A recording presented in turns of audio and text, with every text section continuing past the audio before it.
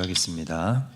하나님 아버지, 우리를 또한 주님의 예배의 자리로 불러주셨습니다. 주의 말씀 앞에 선 저희들 겸손하게 부복하여 엎드려 주의 말씀을 받잡고자 하옵나니 하늘로부터 부어지는 신령한 은혜를 부어 주옵소서. 천국의 문을 열어주시고 음부의 권세를 닫아주시며 하늘의 놀라운 능력으로 무장되어지는 이 시간이 될 수 있도록 역사하여 주시옵소서. 감사드리오며 이 모든 것 우리 주 예수 그리스도의 이름으로 기도합나이다. 아멘. 네, 우리 오후 예배는 오랜만에 보지요? 그죠? 우리 명절 한번 넘어갔잖아요. 저는 오랜만인데. 자, 오늘 그래서 우리가 요한복음 볼 텐데 19절이에요. 근데 오늘 주요하게 나타나는 사람이 있죠. 주인공 같은 사람이 한 명 나옵니다. 그 사람이 누굽니까? 세례 요한이죠. 세례 요한입니다. 근데 여러분들이 보면 우리가 사복음서를 보면 이 사복음서에 공통된 이렇게 예수님을 소개하는, 예수님으로 이렇게 진행되는, 그러니까 사복음서는 결국 예수님 이야기를 하고 싶어 한다 이 말이에요. 그런데 예수님 이야기로 넘어가기 전에 반드시 거치는 인물이 이 세례 요한인 것입니다. 그러니까 사복음서 모두 다 절대로 빼놓지 않는 인물이 누구냐면 세례 요한이에요. 세례 요한을 반드시 예수님 앞에다가 설명을 하고 세례 요한 뒤에 예수님에 대해서 설명을 하는데, 왜 그런 거냐면 당시에 유대인들이나 그 시대를 살았던 사람들은 모두 다 세례 요한을 알았습니다.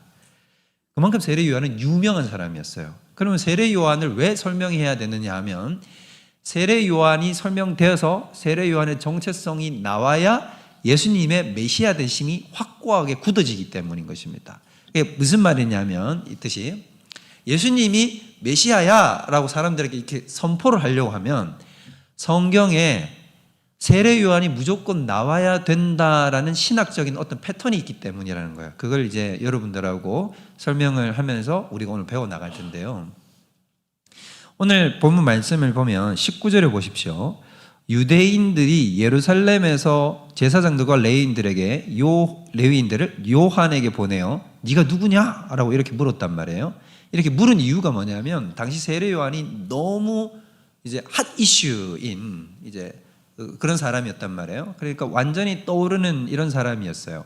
왜냐하면 많은 사람들에게 회개의 세례를 베풀었는데 세례 요한이 세례를 베푸니까 사람들이 하나같이 전부 다 회개를 하고 세례 요한에게 나와서 세례를 받으려고 했단 말입니다.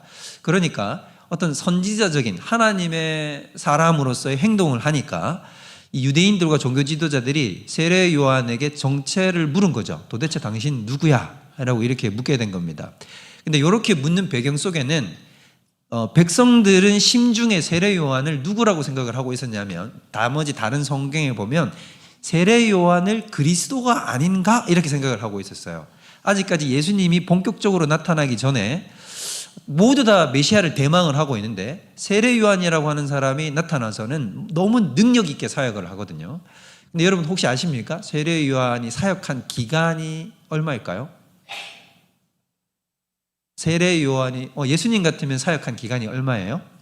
3년이죠. 정확하게 얘기하면 3년 6개월입니다. 정확하게는 예수님은 3년 6개월 사역을 하셨어요. 그런데 세례 요한은 딱 6개월 사역을 합니다. 딱 6개월, 1년도 채우지 못하고 딱 6개월 사역을 했는데 예수님은 세례 요한을 향해서 뭐라 그랬냐면 여자가 낳은 자 중에 최고다라고 얘기를 했어요. 모세보다 엘리야보다 더 뛰어나다고 얘기를 했단 말이에요. 이 세례 요한이라는 사람이 도대체 어떠한 일을 했길래 예수님과 하나님의 평가는 이토록 대단한 것인가? 자, 그래서 세례 요한을 사람들이 주목하면서 저 사람 메시아 아닌가? 저분이 그리스도가 아닌가라고 생각을 하고 있었단 말이에요. 그래서 그걸 직접적으로 속 시원하게 물어보려고 이제 간 거죠. 그래서 딱 물어본단 말이에요. 당신 누구요? 라고 물어보니까 벌써 세례 요한은 이걸 눈치를 채고 있었기 때문에 바로 첫 번째 자기 답이 뭐냐 하면 이렇게 얘기를 합니다. 물을 때에 세례 요한의 증언이 이러하니라. 20절 다 같이 읽겠습니다. 시작.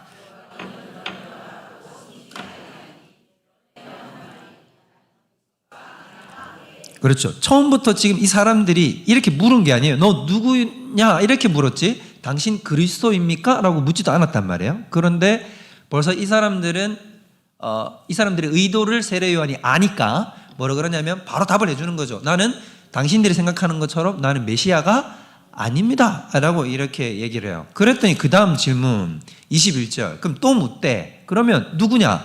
네가 엘리야냐? 이렇게 묻는단 말이에요. 자, 이 질문이 왜 갑자기 나오느냐? 왜 그리스도 아니면 갑자기 왜 생뚱맞게 엘리야냐라고 묻느냐 말이죠. 이거는 구약 성경을 봐야 이해가 됩니다. 여러분, 자, 오늘 성경 본문을 표시를 해두고 이렇게 책갈피 같은 거 끼워두십시오. 손가락 같은 걸 끼워두고 구약 성경 맨 마지막이 말라기입니다. 마태복음 바로 앞에 있는 말라기 끝장을 보세요. 4장. 자, 말라기 4장 펴셨나요? 중요한 장면입니다. 잘 보셔야 돼요. 말라기 4장 1331페이지 있어요. 구약 성경 맨 마지막. 자, 거기 말라기 4장 찾으셨죠? 자, 4장 5절 6절 맨 구약 성경의 맨 끝절 두 개를 읽는 겁니다. 4장 5절 6절 다 같이 읽습니다. 시작. 보라, 여호와의 크고 두려운 날이 이르기 전에 내가 선지자 엘리야를 너희에게 보내리니 그가 아버지의 마음을 자녀에게로 돌이키게 하고 자녀들의 마음을 그들의 아버지에게로 돌이키게 하리라. 돌이키지 아니하면 두렵건대 내가 와서 저주로 그 땅을 칠까 하노라 라고 이렇게 얘기를 한단 말입니다. 자, 여기 잘 보면 말라기 4장 5절을 지금 여러분들이 표시를 해두고 잠깐 보시면 여기 지금 여호와의 크고 두려운 날이 이르기 전에 누가 온다고 얘기를 해요? 내가 선지자 엘리야를 보내겠다라고 이렇게 얘기를 하죠. 그리고 백성들의 마음을 하나님께로 돌이키고 하나님의 마음을 백성에게로 돌이키는 일을 하게 될 거다라고 얘기를 합니다. 이 구절을 모든 유대인들은 다 알았기 때문에 당시의 유대인들은 이렇게 생각을 하고 있는 거예요. 자, 이 예언의 말씀이 어떻게 성취된다고 생각을 하고 있었냐면 메시아가 오기 전에는 반드시 누가 온다? 엘리야가 온다 이 말이에요. 근데 그 말은 틀릴까요? 맞을까요? 그 말 자체는 맞아요. 맞는 겁니다. 해석을 똑바로 한 거예요. 그래서 유대인들도 알고 있는 겁니다. 아, 메시아가 오기 전에는 반드시 누가 와야 된다? 엘리야가 와야 된다라고 알고 있는 거예요. 자, 근데 그러면 요거 잠깐 표시해두고 다시 오늘 요한복음으로 넘어가 보면 21절에 보면 또 묻대. 그러면 누구냐? 네가 엘리야냐? 라고 이렇게 물었어요. 자, 그러면 여러분 고개 들고 세례 요한은 엘리야일까요? 엘리야가 아닐까요? 엘리야가 맞을까요? 엘리야가 아닐까요?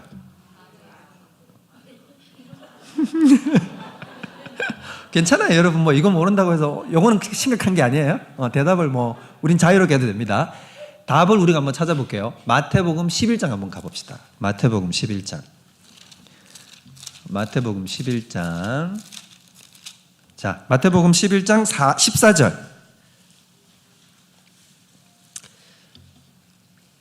자, 13절부터 14절.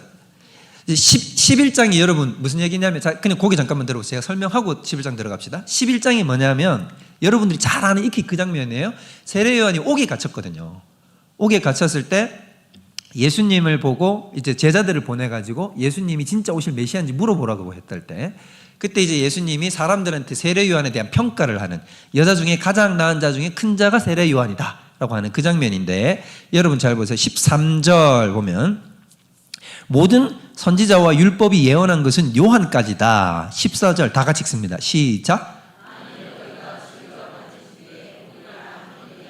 곧 이 사람이다. 자, 예수님이 뭐라 그랬어요? 세례 요한 보고 오리라고 예언된 엘리야가 누구다?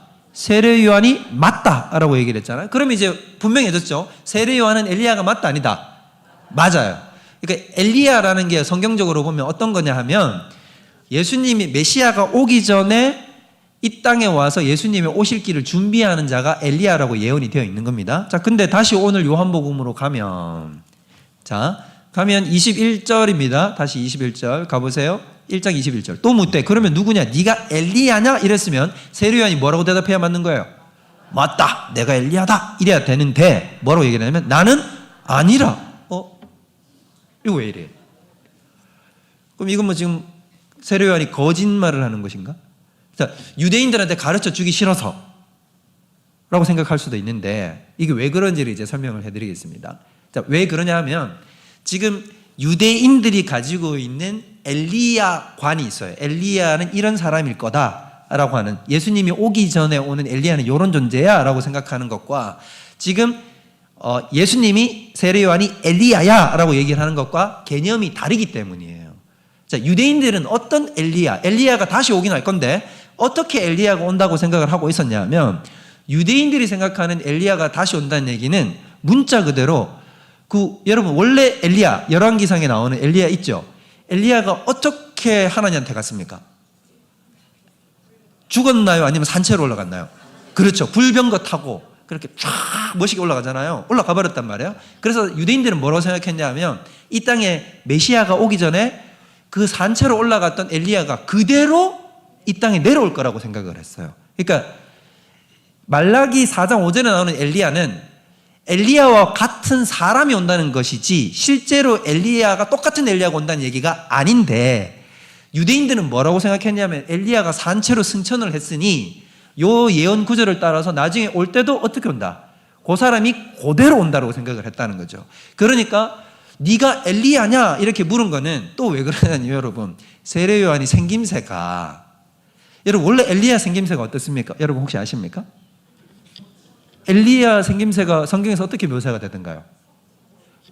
아니 그거는 우리 세례 요한이고, 엘리야의 특징이 뭐냐면 몸에 털이 많아요. 털이 북실북실한 사람이라고 나오거든요. 굉장히 야성미, 우리 요새 같은 그 테토남이라 그러는데 그 야성미 자체가 엄청 흘러넘치는 이런 남자란 말이에요. 근데 마침 또 세례 요한이 겉보기로 보면 약대 털옷을 입고 석청을 먹고 야성미가 넘치는 사람이란 말이에요. 그러니까 당신이 구약의 열왕기상에 나왔던 그 엘리야한테 지금 여기 살아서 이렇게 온 겁니까? 이렇게 묻는 거란 말이에요. 그랬더니 당연히 세례 요한은 나는 그런 엘리야는 아니야 라고 얘기를 하는 거죠. 이게 여러분 뭐하고 굉장히 비슷합니까? 예수님한테 유대인들이 와가지고 뭐라고 자꾸 얘기하냐면 당신이 그리스도냐 메시아냐 이렇게 묻는단 말이에요. 그런데 예수님이 속 시원하게 답을 안 해줘요. 왜냐하면 그들이 생각하는 메시아상은 정치적인 메시아, 다윗과 같은 군주 메시아를 원하는데, 예수님은 이 땅에 죄를 도말하러 오신 십자가에 돌아가실 그 메시아이시니까 이 개념이 안 맞으니까 예수님이 그래 너희가 말하는 메시아는 내가 아니다라고 얘기하고 싶은 거예요. 그런데 또 메시아는 맞잖아요. 그래서 예수님이 오염되지 않은 용어를 끌어다 쓰는데 그게 뭐냐면 인자라는 말입니다. 그래서 예수님이 자기 스스로를 항상 뭐라고 부릅니까? 인자 이렇게 부르는 거예요. 근데 이 인자라는 말이 다니엘서 7장에 나오는 메시아를 지칭하는 말이거든요. 근데 이 말은 당시에 유대인들이 전혀 깨닫지 못하고 오염되지 않은 말이었기 때문에 예수님이 내가 바로 인자다라고 이렇게 자꾸 얘기를 하는 거란 거예요. 자, 그와 마찬가지로 세례 요한도 엘리야가 맞지만 당신들이 말하는 엘리야는 난 아니야 라고 얘기를 했어요. 그럼 또 그 다음 21절 나는 아니라 그럼 또 묻되 네가 그 선지자냐 라고 얘기를 했어요. 이 질문도 여러분 잘 봐야 되는 건 당신이 선지자입니까? 라고 물은 게 아니에요. 당신이 선지자입니까? 라고 물은 게 아니라 이걸 관사라고 얘기를 하는데 그라고 붙었잖아요. 그 선지자라는 말은 무슨 말이냐면 어디 성경에 나오는 예언된 그 선지자냐 묻고 있는 겁니다. 그러면 이 그 선지자는 이때도 유대인들은 그 선지자 이러면 다 알았어요. 그 선지자가 누구냐면 신명기 18장에 나오는 선지자예요. 이것도 우리 한번 찾아봅시다. 이거 앞에 안 나올 겁니다, 여러분. 자, 신명기 18장. 이것도 우리가 알아둬야 됩니다. 우리 알아둬야 될 게 많지요. 자, 근데 이거 정말 모르면 안 돼요. 큰일 나요. 자, 신명기 18장 15절. 자, 신명기 18장 291페이지 있습니다. 구약 성경에 291페이지 있어요. 신명기 18장 15절. 신명기 18장 15절. 거기 제목이 나오죠, 여러분 성경에. 거기 뭐라고 얘기해요? 그렇죠. 이게 모세가 신명기가 어떤 거냐면 모세가 가나안 땅으로 들어가기 전에 이제 자기는 못 들어가니까 들어가는 백성들한테 유언처럼 남기는 말이거든요. 그러면서 뭐라고 얘기를 하냐면 이렇게 얘기를 합니다. 제가 읽어드릴 테니까 여러분 따라오세요. 네 하나님 여호와께서 너희 가운데 네 형제 중에서 나중에 내가 죽고 나면 나중에 너를 위하여 나와 같은 선지자 하나를 일으킬 거다. 너희는 그의 말을 어떻게 해라? 들어라. 이것이 네가 총회의 날에 호렙산에서, 이건 이제 뭐냐면 이제 시내산에서 하나님이 강림하셨을 때 그때 뭐라 그랬냐면 우리 죽게 생겼으니까 하나님한테 1대1 못 다가가겠으니까 모세 당신이 가가지고 다 계시를 받아서 우리한테 가르쳐 주십시오 이랬단 말이에요. 그래서 하나님이 그 말을 들은 거다. 그런 식으로 중보자를 세울 거다 이 말이에요. 자 17절 여호와께서 내게 이르시되 그들의 말이 옳다. 18절 내가 그들의 형제 중에서 너와 같은 선지자 하나를 그들을 위하여 일으키고 내 말을 그 입에 두리니 내가 그에게 명령하는 것을 그가 무리에게 다 말하게 될 거다. 어떤 선지자가 나올 건데 누구든지 내 이름으로 전하는 그 말을 듣지 않으면 내게 벌을 받을 것이요 만일 어떤 선지자가 내가 전하라고 명령하지 아니한 말을 제 입으로 마음대로 전하든지 다른 신으로 이름에 말하면 그 선지자는 죽임을 당하리라 라고 이렇게 얘기를 했어요. 그래서 15절에서 말하는 여기서 말하는 나중에 후대의 어떤 선지자 모세와 같은 선지자가 올 거다라는 얘기를 유대인들은 다 뭐라고 생각을 하고 있냐면 여기서 말하는 그 선지자는 메시아를 얘기하는 것입니다. 그러면 이 메시아는 누구예요? 예수님이잖아요. 그래서 다시 본문으로 넘어가 보면 요한복음 자, 또 묻되 21절의 하반부예요. 네가 그 선지자냐? 이 말은 뭐라고 물은 거예요? 당신이 메시아 아냐? 라고 물은 거예요. 아까 아니라 그랬는데 그러니까 당연히 또 뭐라고 얘기를 하는 겁니까? 나? 아니다 라고 이렇게 얘기를 해요. 그러면 이제 대답을 할 말이 물을 말이 없는 거예요. 그래서 22절 또 말하되 누구냐? 우리를 보낸 사람들한테 대답을 하게 네가 네 자신에 대해서는 스스로 뭐라고 얘기를 하는지 우리한테 한번 얘기를 해다오 라고 이렇게 얘기를 해요. 그랬더니 23절 다 같이 읽습니다. 시작.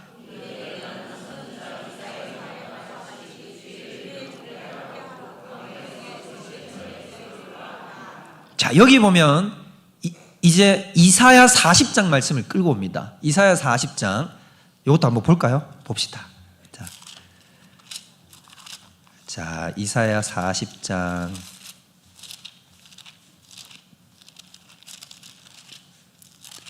요게 이제 아까 예수님이 인자라는 말이 오염이 되지 않아서 그걸 썼다 그랬잖아요. 요 말도 오염이 되지 않았기 때문에 이제 쓰는 거예요. 자 이사야 40장 자 이사야 40장 10절을 먼저 보세요. 10절을 읽어볼까요? 시작. 보라 주 여호와께서 장차 강한 자로 임하실 것이요 친히 그의 팔로 다스릴 것이라.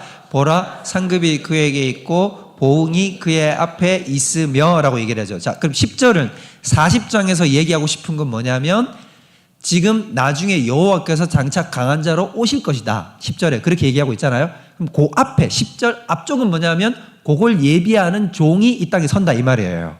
자 그러면 보면 1절부터 보면 너희의 하나님이 이르시되 너희는 위로하고 내 백성을 위로해라. 너희는 예루살렘의 마음에 닿도록 말하고 그것에게 외쳐라. 노역의 때가 끝났고 죄악이 사함을 받았다. 모든 죄로 말미암아 여호와의 손에서 벌을 배나 받았다 라고 이렇게 외쳐라는 것이죠.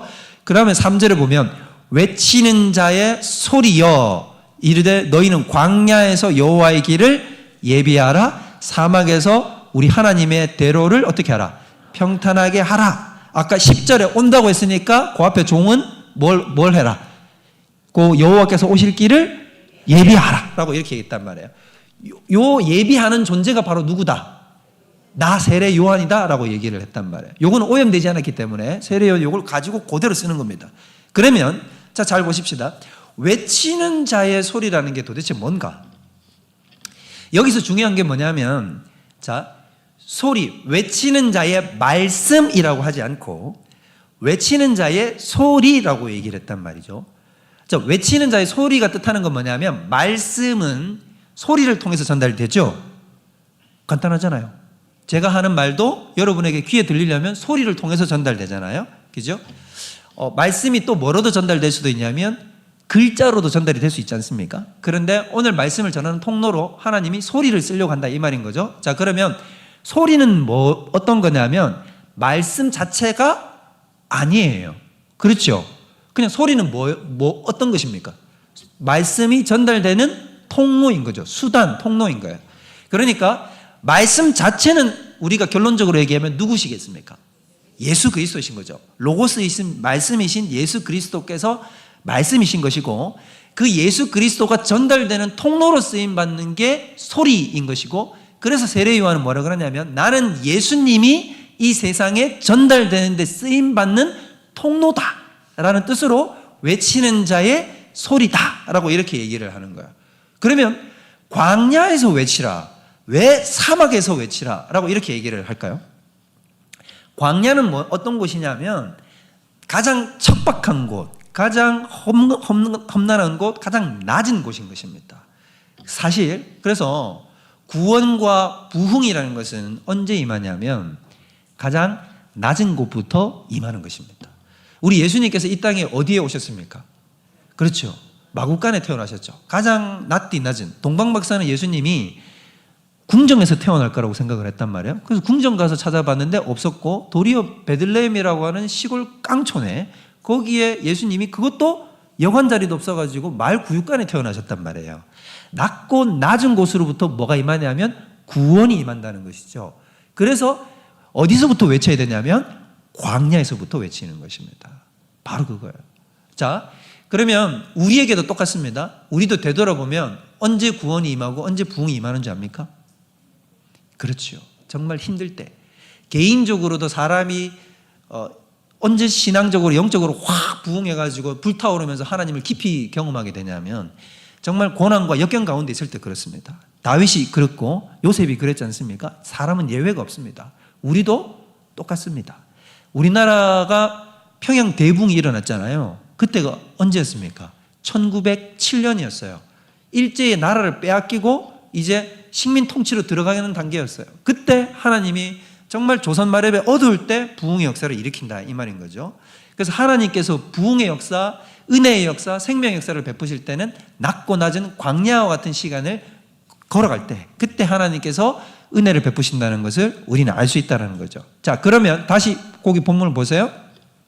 그러면 24절, 그들은 바리새인들이 보낸 자다. 그렇게 정체를 물은 사람들이. 그래서 또 물어 이러는 거예요. 자, 그러면 만일 네가 그리스도도 아니고 엘리야도 아니고 그 선지자도 아닌데 그러면 세례는 왜 베푸니? 네가 무슨 권세로 지금 세례를 베풀고 사람들을 막 회개시키고 이렇게 하는 이유가 도대체 뭐니? 라고 이렇게 물었단 말입니다. 근데 여기에 대해서도 세례 요한이 약간 선문답 같은 얘기를 한단 말입니다. 뒤에 보면 이렇게 얘기를 해요. 26절 다 같이 읽습니다. 26절, 27절 시작.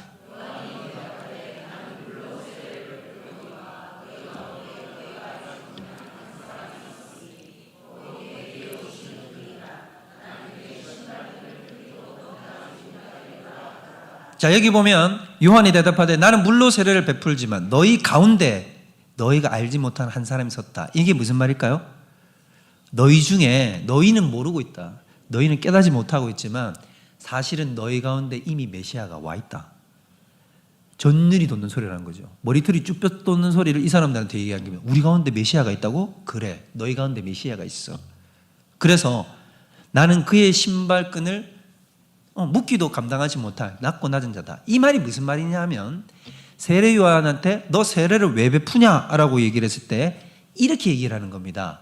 너희 중에 메시아가 있는데 나는 그 메시아를 드러내기 위해서 세례를 베푸는 거다라는 것이 세례 요한의 답이라는 거예요.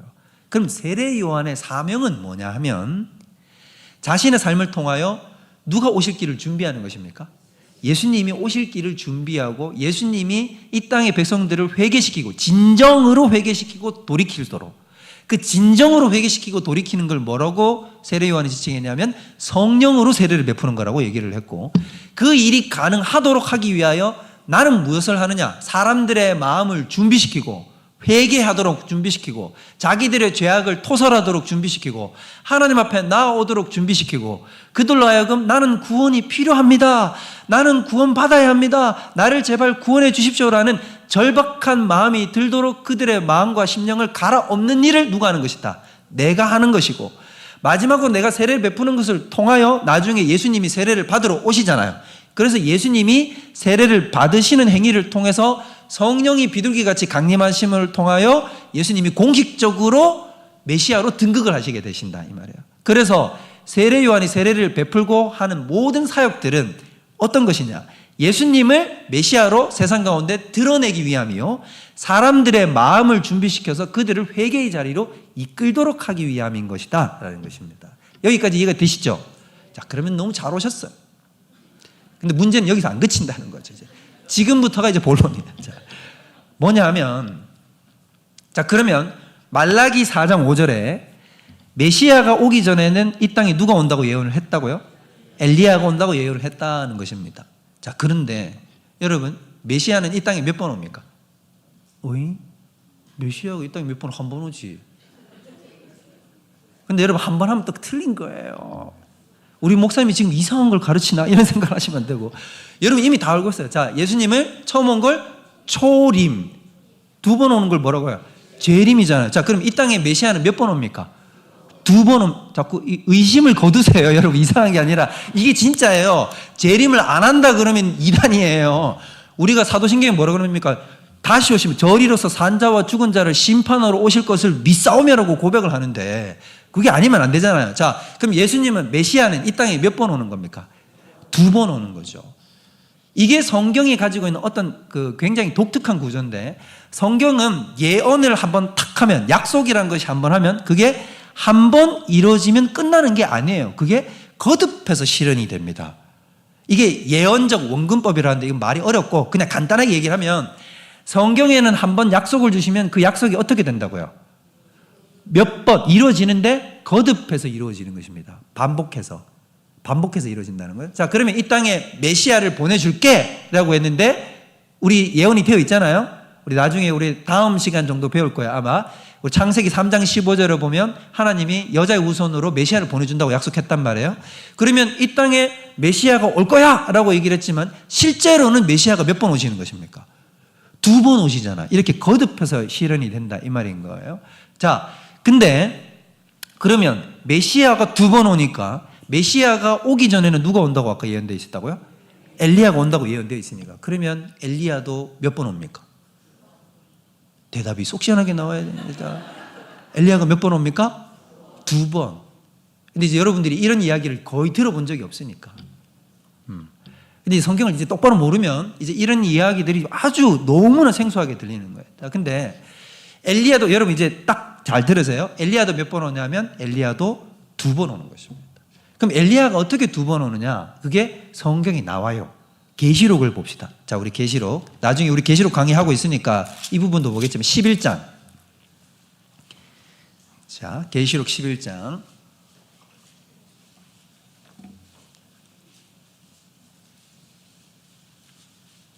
계시록 11장. 자, 계시록은 성경 맨 끝에 있습니다. 409페이지 계시록 11장. 찾으셨나요? 거기 보면 제목이 뭐라고 나와요? 두 증인이 나오죠. 자, 여기에 어떤 사람, 두 사람이 등장을 해요. 이 두 사람이 누군지 여러분 잘 주목해서 한번 보십시오. 마지막 말세 때에 어떤 두 사람이 나타난다는 거예요. 11장. 또 내게 지팡이 같은 갈대를 주며 말하기를, 1절이에요. 일어나서 하나님과의 성전과의 제단 다 측정해라라고 해놓고, 자, 4절부터 볼게요. 3절부터 볼게요. 3절. 내가 나의 두 증인에게 권세를 줄 건데 그들이 굵은 베옷을 입고 1260일 동안을 예언하리라. 1260일은 뭐를 얘기하는 거냐면 한때, 두때, 반때, 3년 6개월을 얘기하는 겁니다. 3년 6개월은 이것도 말하면 긴데 3년 6개월은 그냥 문자 그대로 딱 3년 6개월이다 이게 아니라 3년 6개월은 그 제한이 걸린 시간, 그러니까 7이라는 숫자는 완전수기 때문에 그 완전한 영원의 기간을 얘기한다면 여기를 그걸 반으로 딱 자른 3년 6개월은 뭐냐면 3의 반, 3.5는 뭐를 얘기하는 거냐면 일시적인 기간, 한계가 있다, 끝이 있는 기간을 얘기하는 거예요. 자, 그러면 여기 보면 4절, 그들은 뭘 얘기하느냐? 이 땅의 주 앞에 서 있는 두 감람나무와 두 촛대다. 이게 뭘까? 헷갈린단 말이에요. 계속 읽어봅시다. 만일 누구든지 그들을 해하고자 하면 그들의 입에서 불이 나와서 그들의 원수를 삼켜버릴 것이고 누구든지 그들을 해하고자 하면 반드시 그와 같이 죽임을 당할 것이다. 6절 다 같이 읽습니다. 시작. 비가 오지 못하게 하고 또 권능을 가지고 물을 피로 변하게 하고 아무 때든지 원하는 대로 여러 가지 재앙으로 땅을 치리로다 라고 얘기를 해요. 자, 그러면 6절을 잘 보면 여기 나오는 두 증인의 정체가 나와요. 자, 잘 보세요. 권능을 가지고 하늘을 닫아가지고 예언을 하는 날 동안 비가 못 오게 하는 사람. 하늘을 닫아가지고 비가 안 내리게 했던 사람이 누가 있어요? 구약에 엘리야죠. 3년 6개월 동안 비를 못 내리게 한단 말이에요. 그것도 공교롭게 3년 6개월이죠. 그게 다 뜻이 있는 겁니다. 괜히 하나님이 3년 6개월 닫는 게 아니에요. 그럼 엘리야예요. 근데 또 뒤에 나온 사람은 뭐예요? 또 권능을 가지고 물을 피로 변하게 하고 아무 때든지 여러 가지 재앙을 내리는 사람. 모세지요. 그러면 여기서 지금 두 증인은 어떤 사람이냐면 엘리야와 모세를 이야기하는 거단 말이에요. 그러면 나중에 앞으로 어떤 사람이 이 땅에 올 거다. 모세하고 엘리야가 올 거다라고 이야기를 하고 있는 건데 이게 문자 그대로 또 이게 유대식으로 파악해가지고 그럼 나중에 정말로 누가 오는구나.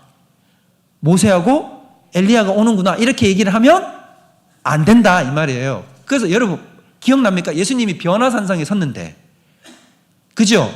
변화산에 제자들 데리고 있었잖아요. 올라갔는데 구름이 확 가리는데 예수님이 하얗게 변하더니 어떤 두 사람이랑 얘기를 하죠. 누구예요?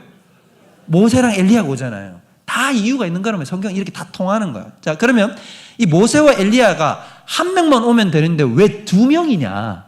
그러면 둘이라는 숫자는 뭘 얘기하는 거냐면 증인의 숫자입니다. 우리가 구약 성경에 보면 어떤 법적인 일이 발생을 했을 때 증인을 세우지 않습니까? 법정에. 근데 한 사람이 증언하면은 효과가 없어요. 왜냐하면 속일 수 있잖아요. 자기가 거짓 증언할 수 있으니까. 그래서 반드시 법정에서 효력을 가지려면 몇 명 이상이 증인으로 서야 되냐면 2명 이상이 서야 돼요. 복수로 서야 된단 말입니다. 그래서 여기서 말할 때에 잘 보세요. 그러면 예수님이 오기 전에 요한계시록에 보면 두 증인, 두 사람이 설 거라고 얘기를 했으니까 이렇게 얘기를 하면 그 두 증인 중에 한 사람이 바로 성목사입니다. 미셔메가 이라면 여러분 뭐가 되는 거예요? 그렇지. 그러면 저 어디 신천지인지 새천지인지 저 가야 되는 거야 이제. 실제로 그 사람들 그렇게 얘기를 해요. 근데 여러분 잘 보세요. 이 두 증인은 뭐냐면 이 두 증인이 의미하는 것, 요한계시록은 비유로 그랬어요. 의미하는 건 뭐냐면 증인이잖아요. 어떤 공동체를 얘기하는 거예요. 2명이잖아요. 어떤 공동체. 그 공동체는 뭘까요? 교회를 얘기하는 것입니다. 이 땅에 예수님이 다시 오시기 전에 교회가 권세를 가지고 그들이 예언을 하고 그들이 기적을 행하고 그들이 세상 가운데 하나님의 말씀을 웅변하는 자로 마치 엘리야와 모세같이 서게 된다는 것을 이야기하고 있는 거라 이 말이에요. 그래서 하나님이 얘기하는 거예요. 그들을 핍박하고 그들을 죽이면 교회를 핍박하면 어떻게 하겠다는 겁니까? 하나님이 징계하겠다, 심판하겠다고 얘기를 한 거란 말이에요. 자, 잘 보면 11장이 그런지를 계속 잠깐 살펴보겠습니다. 자, 7절. 그들이 그 증언을 마칠 때에 무저갱으로부터 올라오는 짐승이 그들과 더불어 전쟁을 일으켜 그들을 이기고 그들을 죽일 거다. 이게 뭐냐면 마지막 날이 되면 예수님 다시 오실 때까지 딱 붙으면 어떤 일이 있냐면 사단의 권세가 극히 강해져서 특히 적그리스도가 나타나서 교회를 막 부셔뜨립니다. 그때 이걸 얘기하는 거고 8절 그들의 시체가 교회가 거의 죽은 듯이 되어서 큰 성에 있으리니 그 성은 영적으로 하면 소돔이라고 하고 애굽이라고 하고 곧 그들의 주께서 십자가에 못 박히신 곳 핍박을 받은 곳이다 이 말이에요. 백성들과 족속들과 방언과 나라 중에서 사람들이 그 시체를 사흘 반 동안 이것도 한때 두때 반때죠. 사흘 반 동안 보면 무덤에 장사하지 못하게 하리로다. 이건 저주거든요. 세상 사람들이 누구를 굉장히 싫어한다는 걸 보여주냐면 교회를 싫어한다는 거예요. 마지막 날이 되면 예수님이 다시 오실 때가 되면 세상은 교회를 좋아한다, 싫어한다. 너무너무 싫어해서 교회가 죽기를 원했는데 마침 적그리스도가 가지고 교회를 거의 잔멸해버리니까 좋아가지고 교회가 장사되지도 못하게 길바닥에 시체를 널어놨다 이 말인 거죠. 자, 그러면서 뭐라고 얘기를 하냐면 10절 이 두 선지자가 땅에 사는 자들을 괴롭게 한 거로. 왜 괴롭게 했냐면 이 사람들은 맨날 회개하라고 얘기를 했거든요. 하나님 앞에 돌이켜야 된다고 얘기를 했고 죄악에서 떠나라고 얘기를 했거든요. 그러니까 사람들이 괴로운 거예요. 그랬던 거죠. 그래가지고 어떻게 하느냐, 그들의 죽음을 즐거워하고 기뻐하며 서로 예물을 보냈다. 우리 크리스마스 때 서로 뭐 줍니까? 선물 주잖아요. 선물 주고 메리 크리스마스 막 기뻐하잖아요. 나중에 어떻게 되냐면 교회가 완전히 다 세상에서 회파되면 사람들이 너무 좋아가지고 야, 너무 좋아. 드디어 교회가 없어졌어. 이러면서 서로 선물 주고 받는다는 거예요. 그런 날이 오는 거예요. 근데 11절 반전이 일어나요. 3일 반 후에 하나님께로부터 생기가 그들 속에 들어가매 그들이 갑자기 죽었던 그들이 발로 일어서요. 그리고 그들이 어떻게 됩니까? 구경하는 자들이 크게 두려워하고 하늘로부터 큰 음성이 있어가지고 이리로 올라오라 이렇게 얘기를 하니까 그들이 듣고 구름을 타고 하늘로 어떻게 됩니까? 올라가죠. 그들의 원수들도 구경하더라. 이게 여러분 뭘 보여주는 걸까요? 그렇죠. 예수님이 재림하시면 우리가 부활하여 우리가 모두 다 하늘로 올라가는 것을 여기서 보여주는 거죠. 근데 여러분 여기 잘 보면 자 13절 자 13절 다 같이 읽습니다. 시작.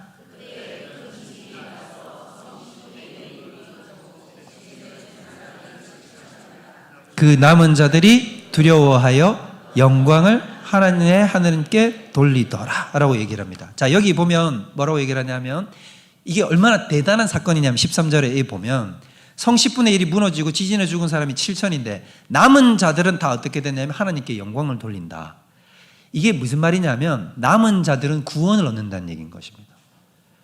자, 하나님을 믿게 된다는 뜻이에요. 자, 이게 여러분 어떤 거냐면 자 보세요. 나중에 계시록을 자세하게 풀을 때 얘기할 건데 계시록에는 수많은 재앙들이 나오죠.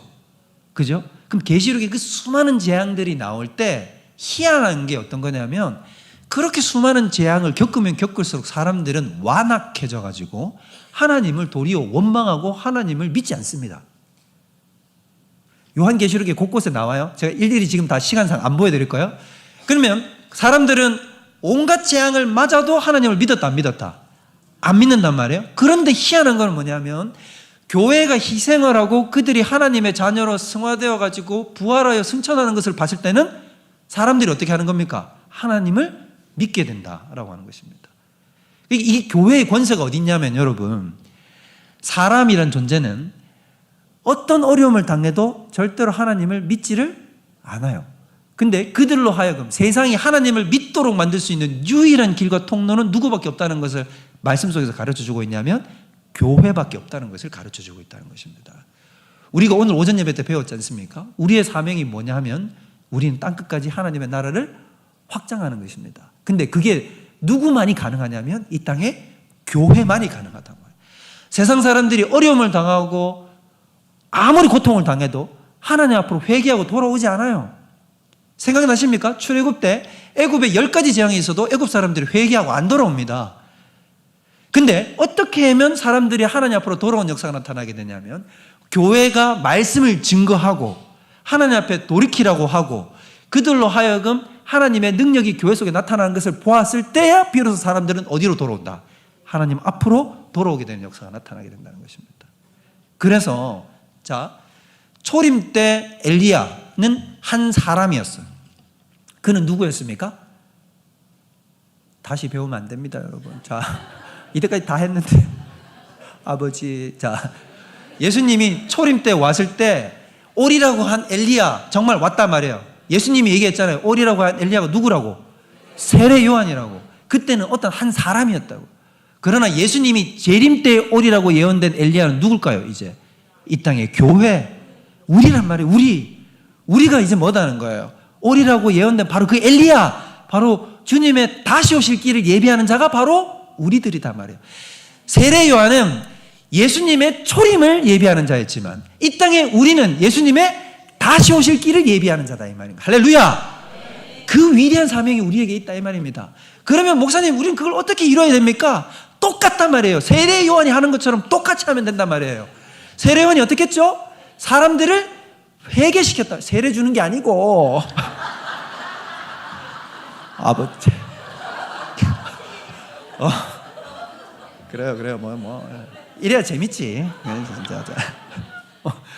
세례요한이 어떻게 했냐면 사람들로 하여금 회개하라 그랬단 말이에요. 회개하라. 하나님 나라가 가까이 왔다. 즉 예수님 오실 때가 됐다. 그러니까 너희들 회개해야 된다라고 얘기해서 그들의 마음을 아버지께로 돌이켰다 이 말이에요. 그럼 우리도 똑같이 세상을 향해서 뭐라고 외치고 증거해야 되냐면 회개를 선포해야 된단 말이에요. 더 이상 세상의 육신의 정욕, 안목의 정욕, 이생의 자랑에 매이지 말고 자신을 주인 삼지 말고 주께로 돌아오시오 라고 하는 것이 우리의 메시지, 우리의 사명이다 이 말인 것입니다.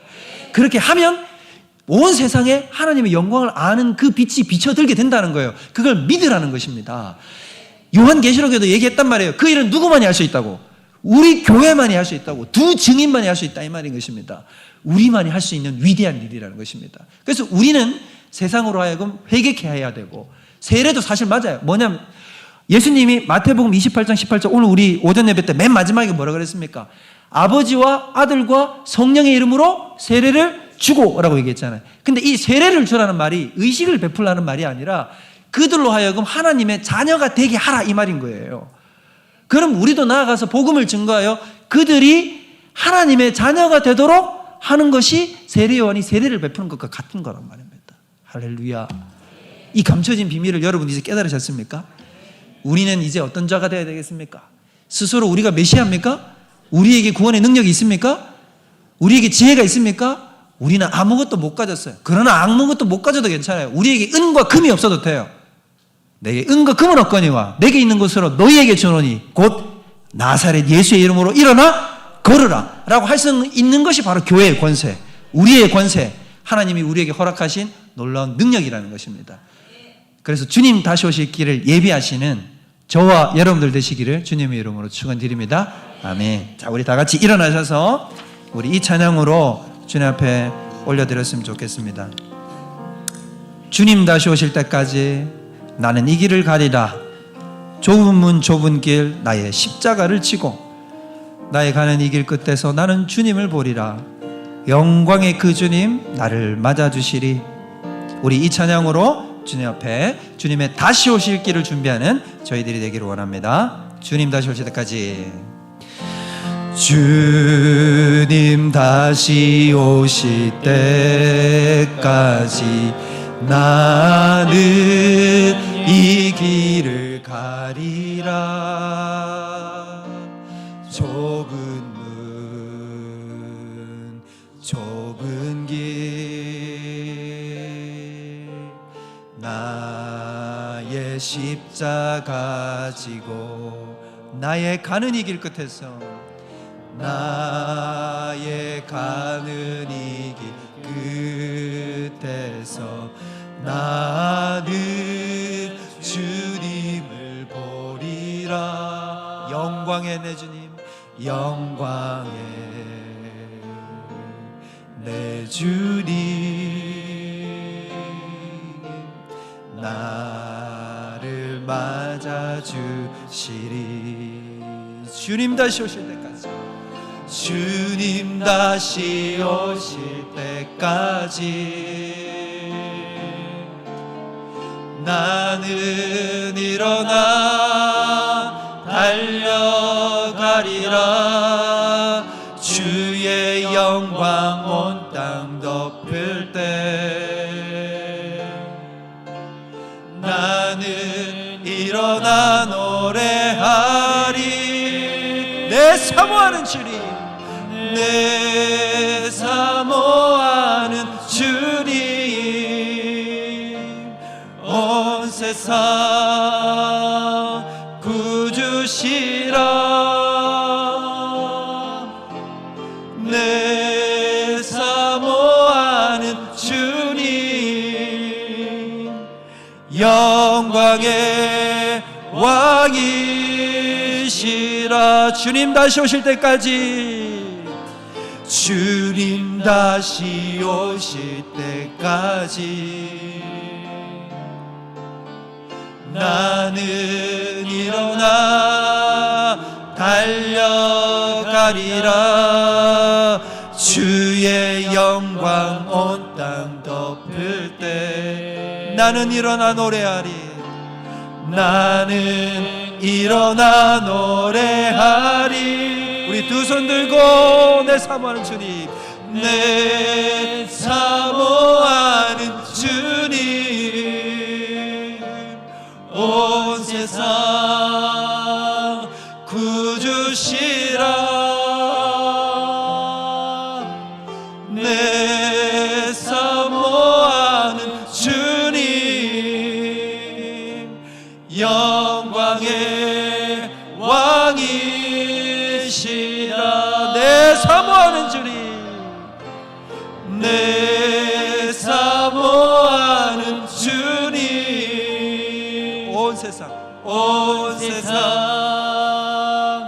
구주시라. 내 사모하는 주님, 영광의 왕이시라.